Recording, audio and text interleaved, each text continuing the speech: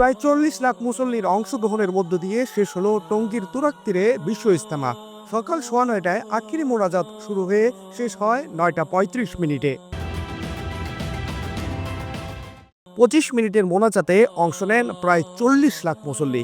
৫৮তম বিশ্ব ইজতেমায় আখিরি মোনাজাত পরিচালনা করেন কাকরাইল মসজিদের ইমাম ও খতিব মাওলানা জুবায়ের। আমরা চেয়েছি আল্লাহ রাব্বুল আলামিন যেন আমাদেরকে পরিপূর্ণ দিনের হেদায়েতের বুঝদান করেন। এর পাশাপাশি সমস্ত উম্মতে মুসলিমের জন্য আল্লাহ রাব্বুল আলামিন যেন হেদায়েতের জড়ি বানায় আখিরি ঠিকানা জান্নাতে পৌঁছতে পারেন।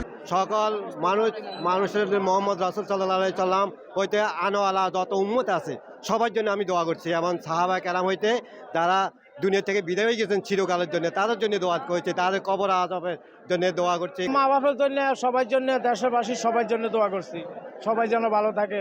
তাবলিগ জামাতের সুরাই নিজাম মিডিয়ার সমন্বয়ক হাবিবুল্লাহ রায়হান জানান, বিগত বছরগুলোর চেয়ে এবছর ইজতেমার আখেরি মোনাজাতে সবচেয়ে বেশি মুসল্লি অংশগ্রহণ করেছেন। ঢাকা ময়মনসিংহ মহাসড়কের কলেজ গেট থেকে আব্দুল্লাপুর পর্যন্ত এবং পুরো এলাকায় অবস্থান নেন মুসল্লিরা। ইজতেমার ময়দান সহ আশেপাশের বিভিন্ন সড়ক, মহাসড়ক, ফ্লাইওভার, বিভিন্ন ভবনের ছাদ, নৌকা, ব্রিজ ও অলিগলিতে অবস্থান নিয়ে মুসল্লিরা মোনাজাতে অংশ নেন। আপনি যেদিকে চাকান, আমরা সবাই কিন্তু একটা দুঃসময় পার করছি। এই ইজতেমা থেকে আমাদের প্রত্যাশা যে আমরা সব মানুষরা যেন একসাথে, একভাবে, মুসলিমরা যেন একভাবে, একত্রে, জাতীয়গতভাবে, ধর্মীয়ভাবে সবাই এক পথে হাঁটি, আল্লাহর পথে ফিরে আসি। সবার জন্য দোয়া করেছে।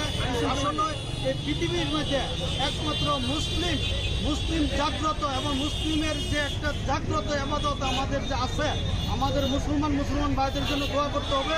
তাবলিগ জামাত আয়োজিত টঙ্গীর তুরাগ তীরে বিশ্ব ইজতেমায় এবছর ৫ মুসল্লির মৃত্যু হয়েছে।